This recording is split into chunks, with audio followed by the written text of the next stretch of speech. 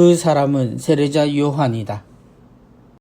어릴 때 왕자와 거지의 이야기를 읽었고 나이가 들어서는 상상력의 내용이긴 해도 영화 광해를 보며 완전히 다른 신분의 닮은 꼴의 사람들의 이야기를 들었습니다.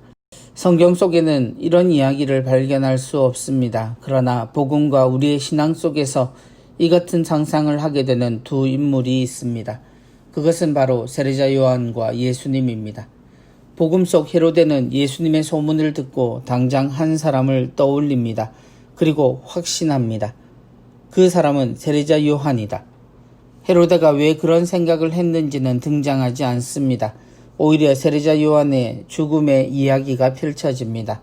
하지만 오늘은 엉뚱하게 그 사연보다는 왜 예수님과 세례자 요한이 겹치는지, 또 지금의 사람들도 말로는 예수님을 말하면서도 그 표현 속에는 하나같이 세례자 요한을 이야기하는지 생각해 보게 됩니다.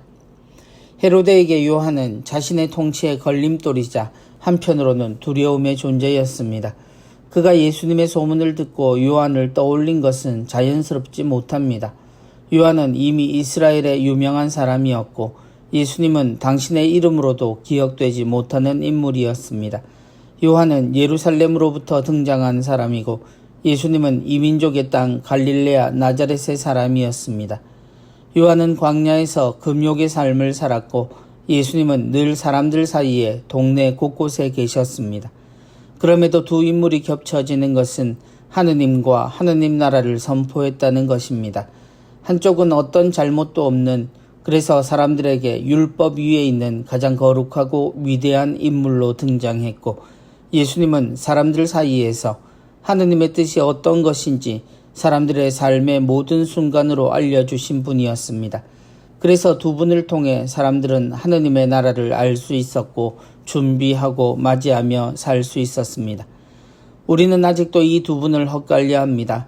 하느님을 말하면서 떠올리는 거룩한 삶이란 거의 세례자 요한의 삶을 말합니다. 그리고 그리스도의 길을 따르는 이들, 곧 성직자들의 초상을 그릴 때도 요한과 같은 삶을 이야기합니다. 복음 3덕의 가치는 사실 예수님보다 요한에게서 그 모범을 찾는 것이 더욱 확실할 겁니다. 그런데 예수님의 모습에는 요한의 어떤 모습도 비슷한 구석이 없습니다. 심지어 그가 말했던 예수님의 신발끈을 풀 자격은 오히려 예수님이 그의 신발끈을 풀어야 할 사회적 지위였습니다. 예수님은 그를 죄인의 모습으로 찾으셨고 그는 결국 예수님을 따르지도 찾아뵙지도 않았으니 말입니다. 그럼에도 신기하리만큼 우리는 이 두 분을 헛갈려 하면서도 하느님을 공통적으로 떠올립니다. 곧 하느님의 길을 준비한 이도 하느님의 뜻을 우리에게 전달한 예수님도 모두 하느님 아버지를 우리에게 전해주셨기 때문입니다. 그럼에도 헤로데처럼 구분하지 못하는 우리가 아쉽긴 합니다. 요한의 모습은 거룩하고 엄숙하고 좋긴 하지만 그것은 하느님의 뜻이 현실에서 어떻게 이루어질지 모르는 이의 준비에 지나지 않고 우리가 정작 따라야 할 것은 예수님의 모습이기 때문입니다. 그럼에도 우리는 왜 요한의 모습에서 그리스도를 말하는지 다시 생각해도 알다가도 모를 일입니다.